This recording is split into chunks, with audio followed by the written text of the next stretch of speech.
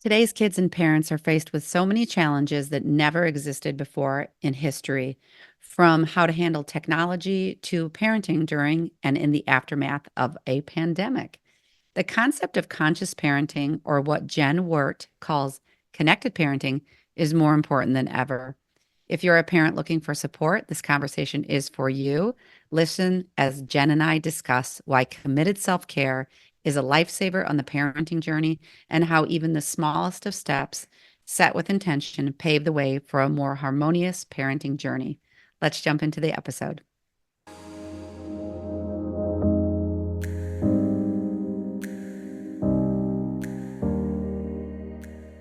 This is your host, Maureen Spielman, and today I welcome Jenn Wert to the podcast.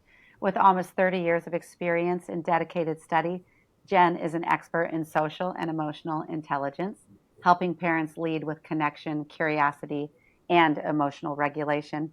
As a mother, educator, speaker, and parent coach, she supports parents of kiddos aged 3 to 11 to help them understand and connect more deeply with their children. And so far in Mystical Sisterhood, even though parenting is one of my biggest passions in life, and spreading the messages of what that looks like in a modern day family and what we're here to sort of overturn from our past and new directions we want to stake for our families and for ourselves.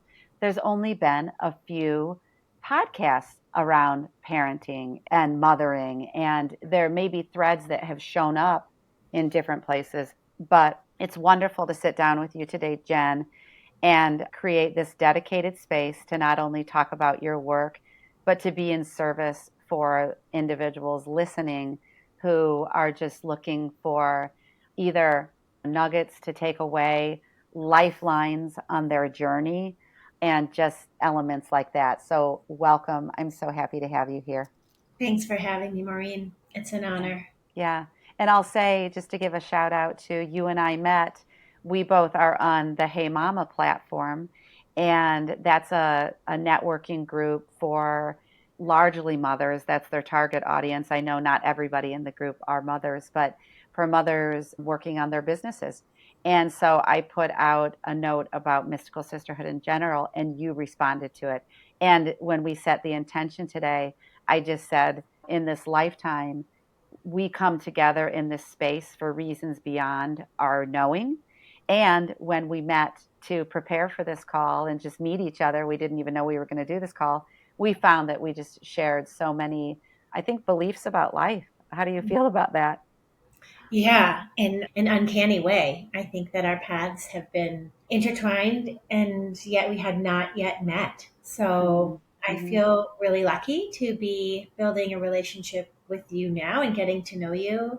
I think it behooves us all to pay attention to the signs and the people that come into our lives, whether it's from our children or from the world out, the bigger world, but to just pay attention. Yeah. And it just reminds me too of the connections that can be made when we, I don't know, like maybe put ourselves out there. But you and I met in a simple half an hour space. And Yeah. yet we both came with a willingness and an open heart, I believe, as we do today. And I'm amazed by what can happen when we come with that curiosity, the open heart, the willingness, and open ourselves up, beauty ensues. We were also, before we recorded, I was saying that one of the reasons that I feel like you're such a great guest for the show is because you're a female solopreneur who's really charted her path following her passions.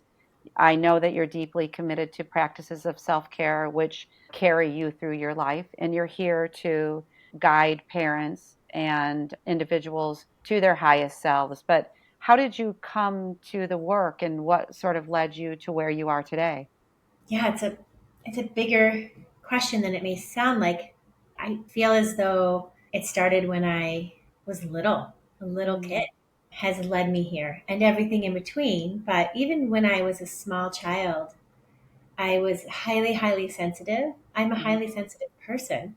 It's who I am. However, when I was little, I didn't understand that that's what was going on and that it was a gift. So, I always had that tendency toward nurturing children. Had my first babysitting job weekly when I was age 9. It was a natural for me to relate to children younger than me. I felt like I could really, the empath I could really feel what they felt. Wow.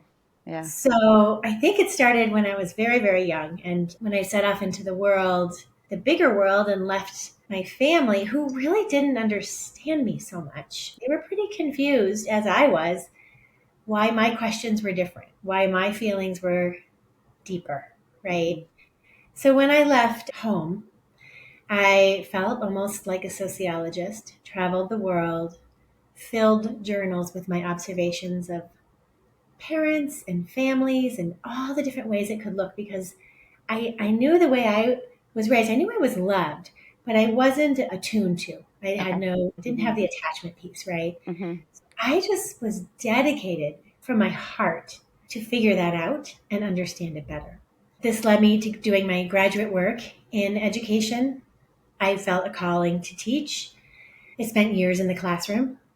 And when I left the classroom, unfortunately, it's a place where many of us burn out. Yeah. When I left the classroom walls, then I continued the same work, empowering and supporting families, parents of little ones. I was a birth doula for a dozen years, attended over 100 births, Wow. a few different nonprofits, all to do with education. And truly, when you talk about the self care piece and getting to know myself, this was always a deep part of it. I'm highly therapized, spent Mm-hmm. decades in therapy and actually analysis too. Mm-hmm. I really needed to understand the dissonance inside that I grew up with between sensitivity and softness and emotion, and the speed and the harshness and the judgment of the real world, and unfortunately of my family. And reconciling this has really been my life's work. And I think what led me ultimately here, that commitment to all children, hopefully that no other kiddo grows up feeling the way I did, Yes. just not belonging, so misunderstood, so confused. That's now my clear. Mm-hmm. Beautiful. Thank you for sharing all of that.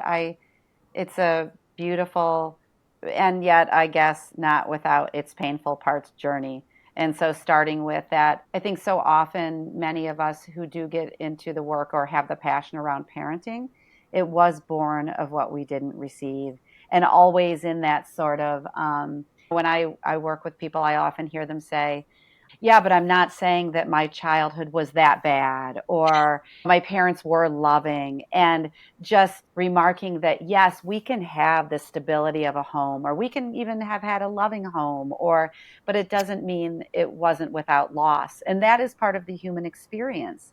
But I think you're the first person I've had on that's talked about being a highly sensitive person, because that's a term that we've heard. Can you say a little bit more about, because we're, and whether you think like we're identifying children more as highly sensitive kids these days, and what that, but what, beginning with, what did that feel like for you as even as you grew into your teen and your, your educational years, and as you went forward, how it impacted your life?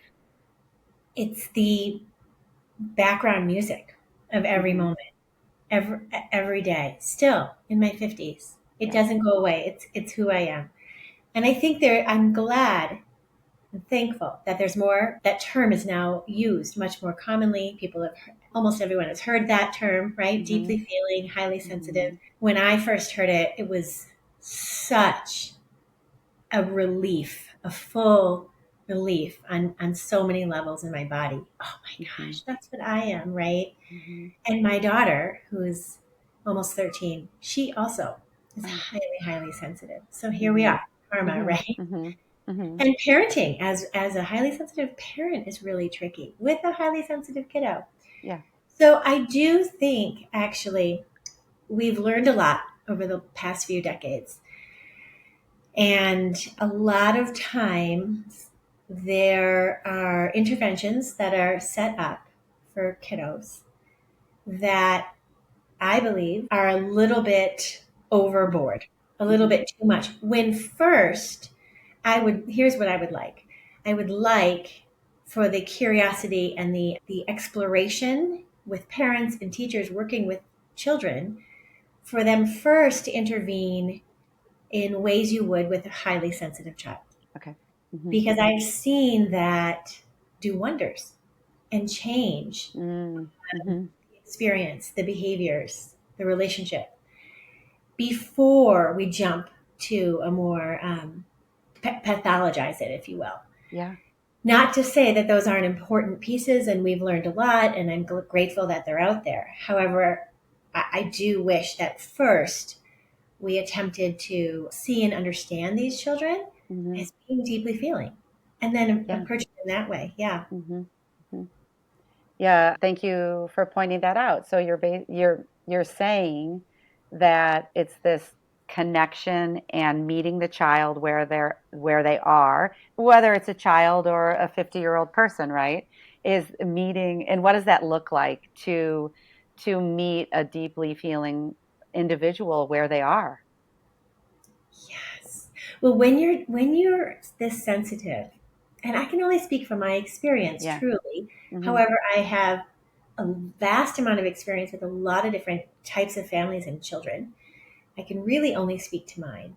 Your intuition, you tap into other people's energy very quickly. Mm, And the work is to stay in your own energy and almost separate, right? So mm-hmm. it's almost connecting more by staying a little bit separate.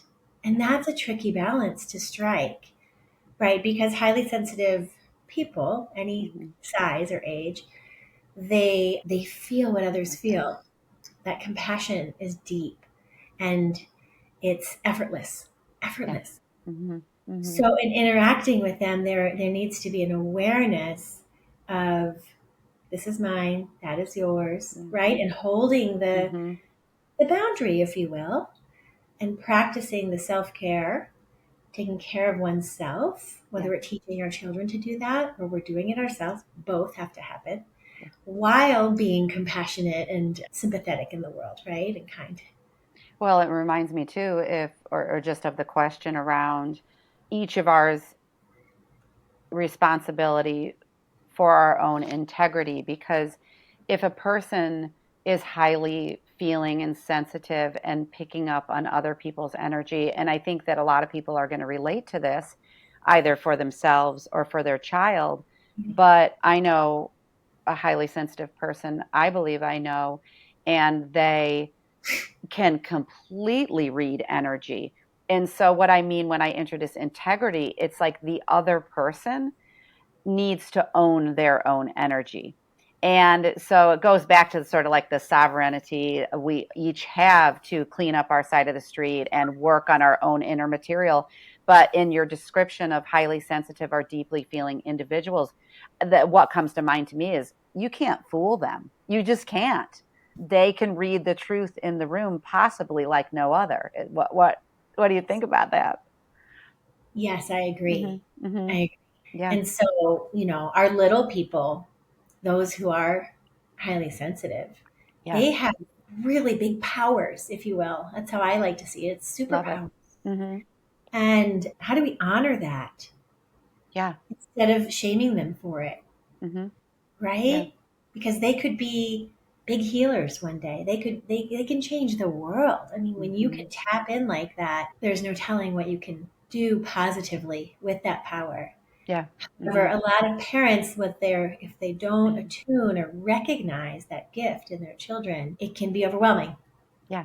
Yeah. frustrating, and confusing. Yeah. And I want to get back to the children, of course, but for yourself, Hmm. what has been, because I know that you have the spiritual path that you've walked as well, which is all integrated in some way into your life and work. But for yourself, how have you learned to deeply care for yourself? I mean, through Iyengar yoga, which is not mainstream yoga. This is Okay. yoga that was before Americans were using the word yoga. Mm-hmm. It's deep self study, actually, is Ooh, what beautiful. Yeah. Iyengar yoga is. It's old school. It's about alignment which is really what my coaching is about. Yeah. And so Iyengar is very, some people say, oh, it's too boring, it's too slow, it's about aligning the bones, and Mm. that's too much for me to think about. But really, alignment on all the koshas, all the levels, physical, spiritual, material, all of them, physiological. The study of Iyengar yoga for me, well, it's a you have to go up against a national panel for even your first certification. So I'm Indian certified through BKS Iyengar out of India. Wow. And it's a deep, deep study of anatomy, not just asana and pranayamas, breath work and nervous system, and how it's all related. The sutras, Mm-hmm. mindfulness, the ripples that you're creating in the world, your effect. It's about connection. I mean, yoga means yoke, to be one, to align. And so in my work with coaching, we start with aligning, Uh-huh. backing way up and looking at, well, how aligned are these decisions with your values that you want to pass down? It should be a very clear thread that your Mm. kids can reflect back to you. Oh, I get why I can't do that because our family values gratitude. Yep, Yeah. great. Didn't need to explain. That's Mm-hmm. how clear it should be and how it should feel. It's beautiful. I love that. Yeah. Yeah.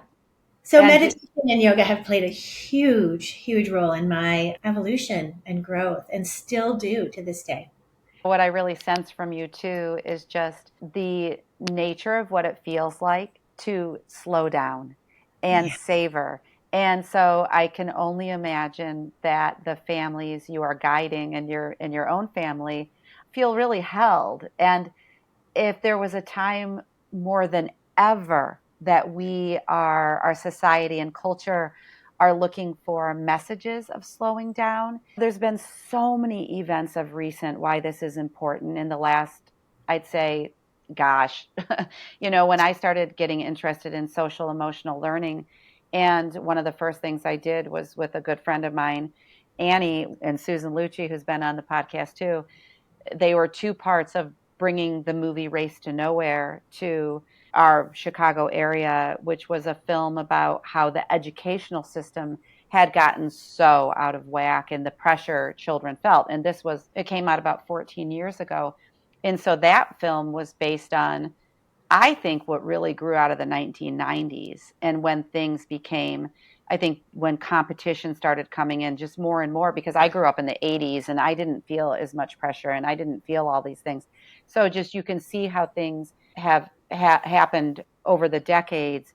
And so when we brought that film here, at that time, we were already feeling the pressures, the standardized tests, the importance on grades, and craving. I think it was the first time we started really hearing about what is social emotional, and mindfulness groups started cropping up. And then you had the 2010s where then it was just the intensity. It wasn't stopping. It was increasing, and so much has happened with social media, with phones, technology, COVID, everything. So here we are. Here we are in 2024, almost the middle of the year.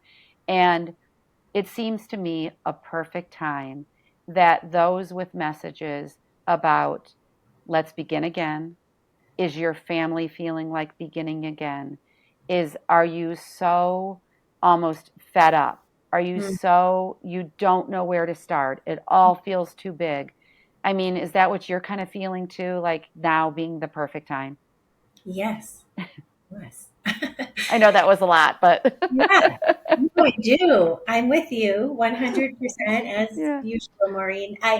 Raising the collective consciousness, I think, is what a lot of us are now dedicating our work to. Yes. Yes. And I feel as though mine is one family at a time at this point. But Mm, I do think that when parents come for support, it has so much to do with they may not even be aware of it yet, but how fast and full their lives are mm-hmm, feeling and the effect that's having on their relationship with their children. And so mm, they can't pinpoint that. They don't get on the Zoom with me and say, this is what's going on. yeah. But Mm-hmm, so often this is the theme. yeah. Wait a minute. Well, how do we slow this down, Mm-hmm, back up, have a look, and reset, right? And bring in more quiet, less scheduled, structured yeah. time for our kids. having a look at, are we really giving them a childhood, or have we stolen that away and we're Mm-hmm. in a race for them to grow up? Wait, why? Why are we racing, as you say? I Mm-hmm. never did see that movie. I feel like kiddos need time to daydream and wonder and discover and explore and play freely and Yeah. take healthy risks, not be supervised every moment, and yet be held, be really held. There's a beautiful book, it's so old, and it still holds true through all of the technological development. It still holds. It's called Hold On to Your Kids. Gabor Mm-hmm. Mate was one of the authors. I can't remember the other. It's just beautiful how it holds over all these decades. Yeah, and is I think I have that book upstairs. Is the Mhm. premise that you as parents matter more than their peers? I feel like that's the tagline on it. Yes. Yes. Yeah, and just how to collect your kids in this Mm-hmm. fast and furious world, right? There are Right. dings everywhere. You're talking, there are people interrupting. There's so much to navigate, especially for those of us who are highly sensitive. Yeah. It's a lot. And how do we quiet that to be really present and then collect our kids into that space of presence and spaciousness, Mm-hmm. Mm-hmm. to give them a childhood, to honor our relationship with them, to Yep. be present? Mm-hmm. I loved earlier when you had said the word attunement, like when you had your upbringing, you were loved but not attuned to. And when Terry Potter was on the podcast early on last year, she's a conscious parenting coach, amazing. We talked a lot about attunement, but what does attunement mean to you if we revisit that word and what it can mean for individuals and families? Well, it involves humility, presence, active listening, a lot of acceptance. It means seeing what's happening or seeing your child or seeing another person, big or small in your family, Yeah. for exactly who they are, Mm, mhm, and not creating a lot of story around it or letting it mhm, mean something about your parenting or about you or about your status. It's just is what it is. That allowing is really a uh-huh, tuning, I think, because kids then feel seen, mhm. heard, and then we can meet them where they are. But that acceptance is hard. It takes a whole lot of letting go, It does. Yeah. because unconsciously we hold on to so many desires. I mean, now I'm in the yoga, Yeah. I'm in the sutra, the desires, the things that we hold on to, past memories, right? That are unconsciously guiding our ego. And so it's quieting all that to really attune. Mm, Wow, mhm. what is this person, what is this kiddo saying? Yeah. And how can I just accept it for what it is? It may not be what I wanted, it may not Mm. be what I thought. It may be different than that. So I have to humble myself to just accepting what is. There's so much there. It's so beautiful.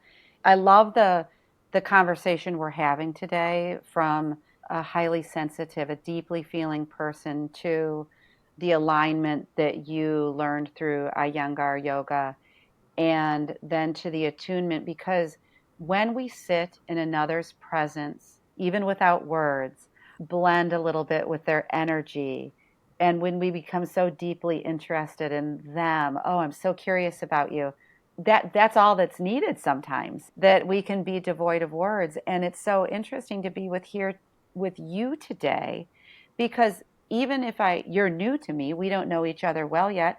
I've got your bio, I know a little bit about you, but just from the interaction of being in the heart shared space, of meeting each other where we are, I I can pretty accurately, I believe, walk away from today's conversation and say, these are 5 things that I know about Jenn.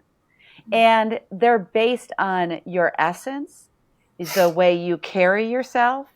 You mentioned the word values before, how you prefer to be in the world. And those are really significant ways to know a person. And you might be like, "Oh, that's inaccurate, Maureen," but I have a feeling, based on this way of meeting people, that we can cut through a whole lot of the unimportant stuff to get to the essence, and just who and we're all that's our whole journey in life, right? Who am I? And you're seeding ideas, and ideas for conscious conversations, ideas for being with children, that we it's not going to be perfect, right? And I think I saw that on your website. This is not about perfection, but it has the possibility of allowing these young children to be seen and feel like they can express themselves in their unique way so much earlier than we did. And So held at beautiful. the same time. Yeah, It's this and held. balance, right? Mm-hmm. Even you said something, I think you put it into past tense, like you learned. And I just want to humbly say, no, learning. It's lifelong. Learning Because for even in our sure. conversation today, all the time, and I have a formidable mind. It's fast. I can feel when my head goes to the what is her next question going to be, or just a little thought of the bug on the window, and then I come back to you. It's Yeah, just noticing that, which is yeah. meditation in action, Mm-hmm. right? I Mm-hmm. notice it, and I come back to just being with your words, right? And Yes. this is attuning. This is really presence. And my Iyengar decades of experience, it's that the space between our thoughts, because they tend to just pile up on top of each other. They go one to the next. We really don't experience a space between. But it's Mm-hmm. practicing the pause and looking for the space between. When That's our kids are telling beautiful. us something, have we already decided what they're going to say and what it means, and we're moving on to the next question, or are we really listening to the end, watching Mm. their body language, really listening with our hearts? It's just a Yeah. different way of being, and it's lifelong work. It is, and I often say when I talk about parenting that I always had an intention as a young mother to pretty much I didn't have a vision and values. Mine was I don't want to be parented the way I was parented because I never felt like I had a voice, and I was at the tail end of a big family. Mm. So it was so understandable that I didn't feel like I got that, and my siblings didn't get what they needed in many ways either. But just kind of going forward and creating these scenarios too where okay we are changing and this path for our the futures of these children is so much brighter. I can't help but think of the mother in the equation because so many women are listening here, and I know that the when I was a young mother I didn't know how to take care of myself. I was so overwhelmed. I was flustered. I was burnout. I think you used that word.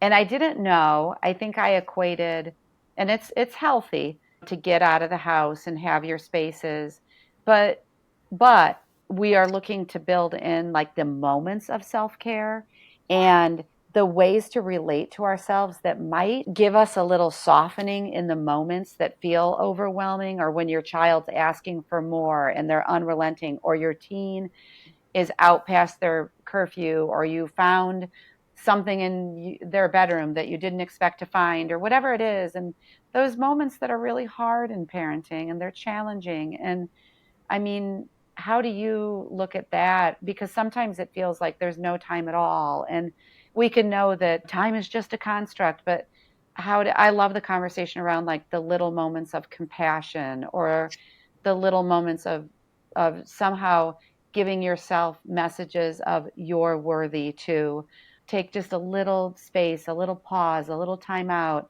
a little step away. And that when our children see us do that, that in the moment and down the line, it's going to give them permission to give that to themselves. But how does either at whatever age, how does a mother do that for herself?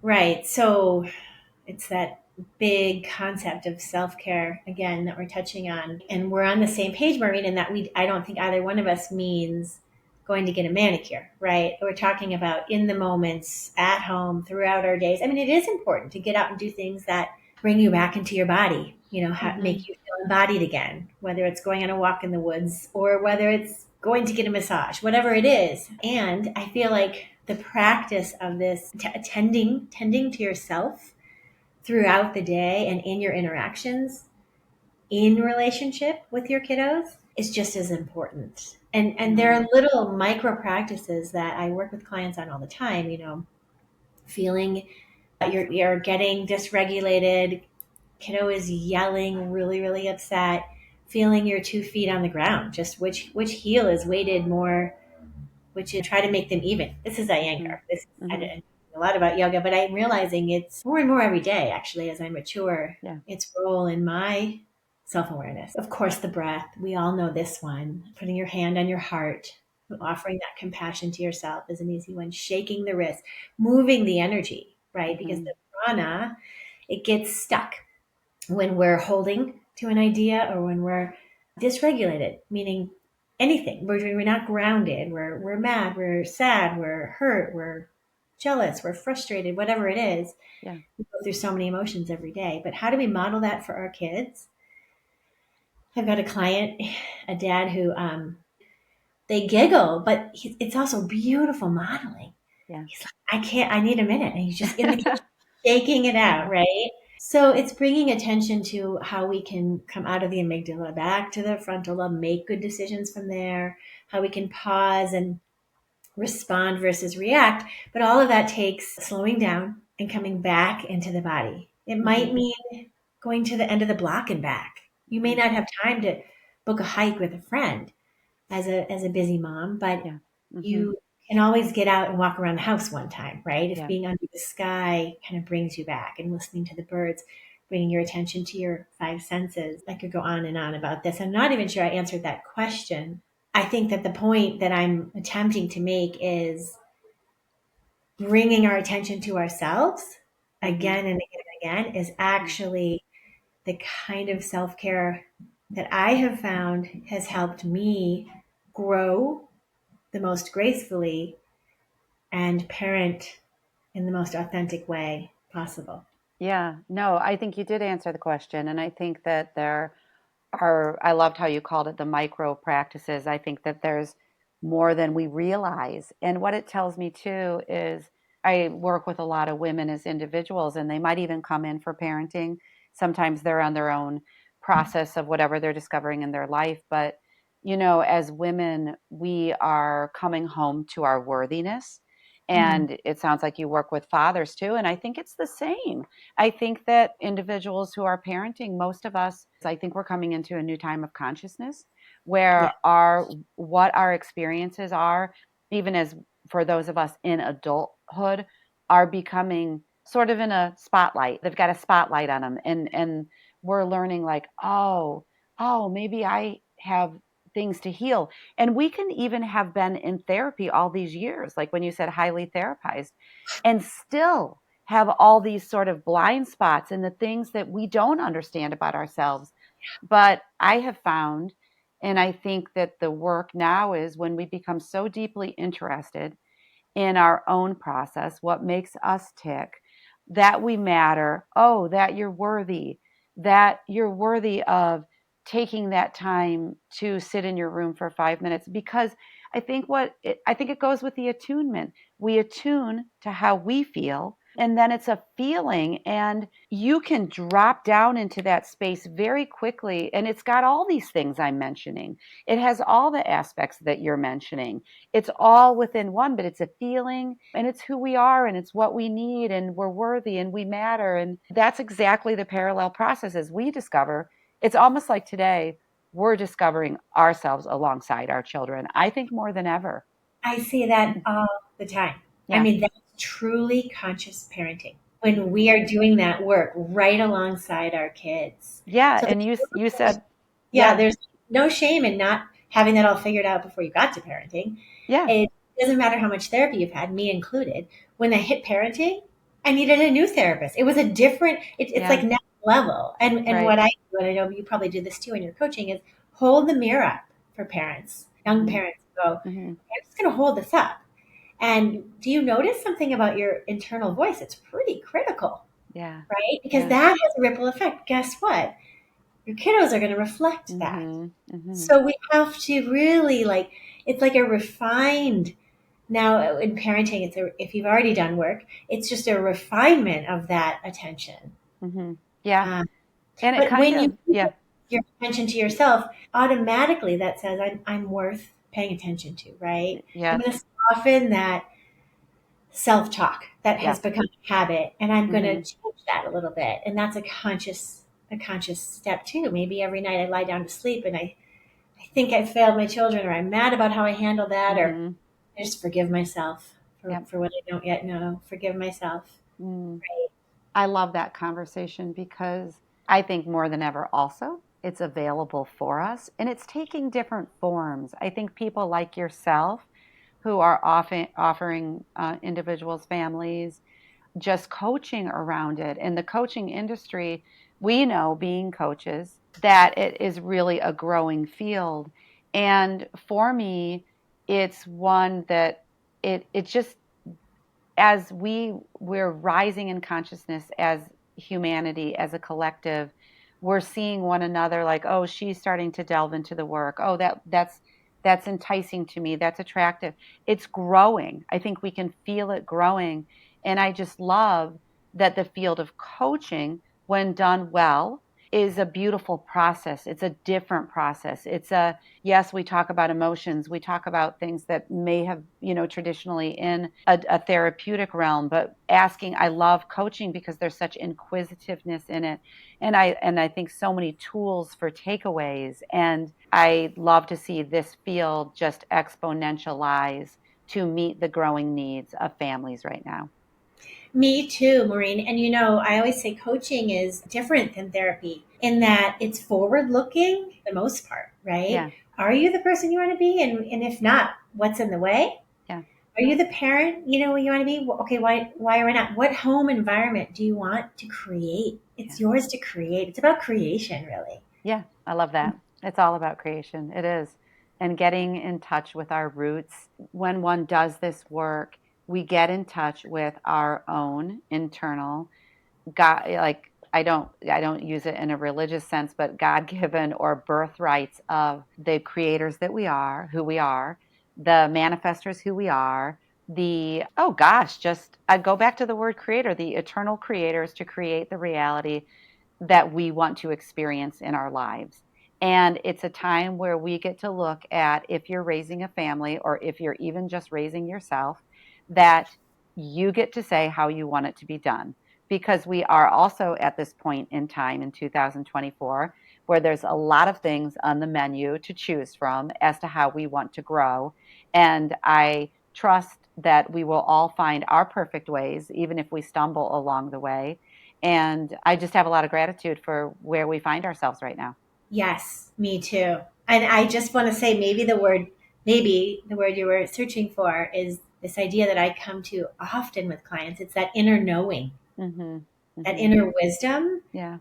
We all have it, but we may not be able to access it or used to. Yeah. We may not be in the Yeah. habit of noticing it and Yeah. accessing it Yeah. because really we all have it. So part of, I feel like, our work as coaches, right, Yeah. is to bring people, shine light on what they already know and Yep. bring them skills and strategies they may not Mm-hmm. yet, but bring them back in touch with their inner wisdom and their knowing. And our job as parents is to help our children continue to check in with Oh, their. yeah. Yeah. I think that's a perfect place to sort of wrap up our talk today because with the message of you've got this, if there's support and assistance you need as either an individual or a parent or a family, please reach out to Jenn, to myself. This is the work we do in love. And you are encoded with all the answers you need. And I think that that's a really empowering message because it is not language that was used. I've never really known up until the last 5, 6 years of my life. And when we can show somebody that indeed that is true, it is there just light bulb moments of like, oh wow, and this then trusting your inner knowing and Yeah, teaching our children. Yeah. yeah, the trust that brings Hmm. the ease, it brings Hmm. it's empowering. It's Yeah. empowering. Yeah. Yeah. Yeah. Thank you so So much, Maureen. yeah, is there anything else that like ending, or do you feel like it feels complete to you, or anything else you want to leave with the listener? Book a free consult and get on the phone with me. I mean, Yeah, I do you love want to? that. Let them know your website because I was on your website just this morning and it's full of beautiful resources. So where can they find you? Yeah, my website is jennwert.com, double N, JENNWERT, jennwert.com. Please check it out. And on there, you'll find it's quite easy to book a free consult with me, 40 minutes. We can be on Zoom, talk about you and your family and where you are in your evolution, your self awareness and self care, Yeah.